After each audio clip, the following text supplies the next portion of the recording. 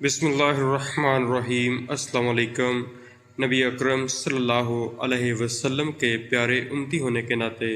آپ صلی اللہ علیہ وسلم کا ایک فرمان مبارک سنتے جائیے۔ ابو سعید خدری رضی اللہ عنہ نے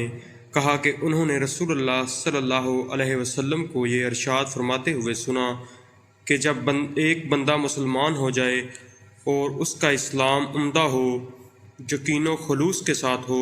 تو اللہ اس کے گناہ کو جو اس نے اس اسلام لانے سے پہلے کیے معاف فرما دیتا ہے، اور اب اس کی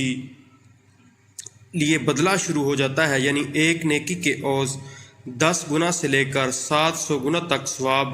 اور ایک برائی کا اسی برائی کے مطابق بدلہ دیا جاتا ہے، مگر یہ کہ اللہ تعالیٰ اس برائی سے درگزر فرما لے